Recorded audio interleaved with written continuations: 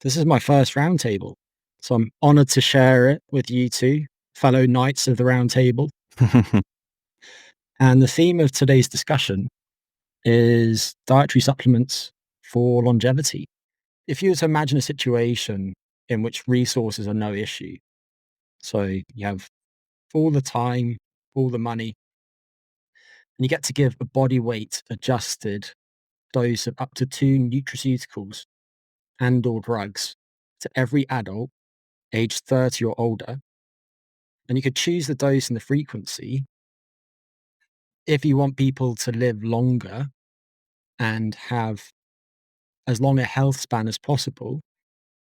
Which would you pick? And I'm going to start with you, Nick, because alphabetically you come first. Thanks. Two molecules that I can give people. It's not going to help necessarily with a lifespan, but it is going to help with health span, and I would argue creatine. I guess it doesn't really necessarily have to be weight adjusted, but that would be one of them. The other one, again, off the top of my head, would be, let's say, something a little more potent like rapamycin, which probably, at least based off of what I've seen, seems to have some pretty promising results in terms of longevity and health span. So those are my two choices. What do you go for, Siim? That's given you some time to think about it. There's obviously a difference between like health span and lifespan. I think creatine is, yeah, for sure, like one of the best health span supplements for brain performance and physical performance. Arguably, if you extend health span, you probably extend lifespan as well a little bit. Creatine is, yeah, like a kind of a safe bet that especially like older people would benefit a lot from.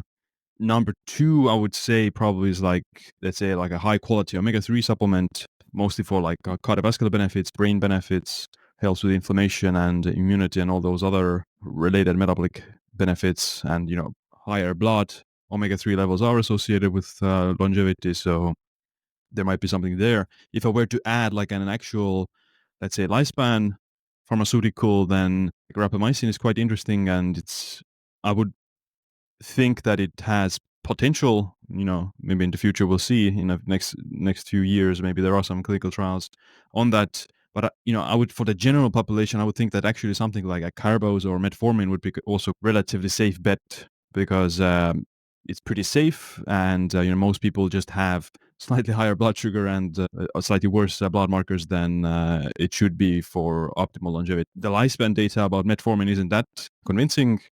Carbos might be more convincing than metformin, but for just the idea of postponing metabolic disease and reducing the risk of diabetes, that would probably be one of the like actual pharmaceuticals that could also have some effects. I too would pick creatine monohydrate. And then my second choice would probably be a GLP-1 receptor agonist. If we're Hmm. speaking about the general population, which I would choose, I'm not sure. It probably wouldn't be tirzepatide. It would probably be semaglutide, because we know quite a lot about it at this point.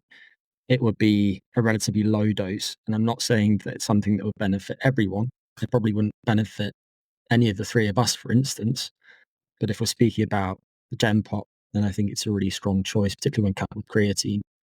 And interestingly, if you do consider the cost of distributing that to everyone, and you look at that relative to the potential healthcare savings, then right now it wouldn't make financial sense, because semaglutide is really expensive. And there was recently an economic analysis looking at that, and tirzepatide and a couple of other obesity medications. But cost isn't a factor in this hypothetical scenario.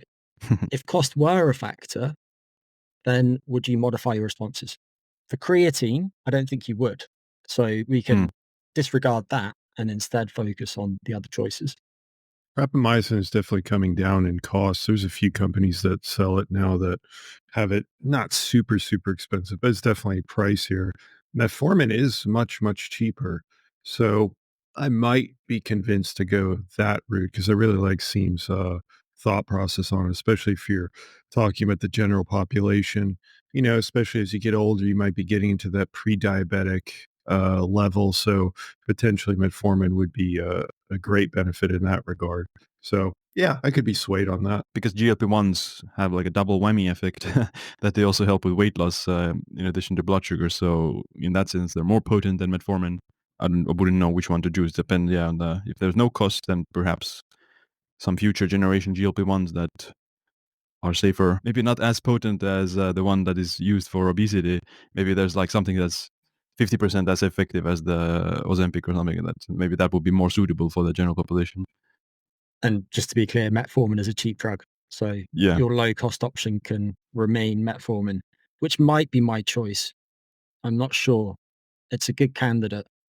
Another one that I think might prove to be very interesting is taurine. Hmm. And we'll come back to that later.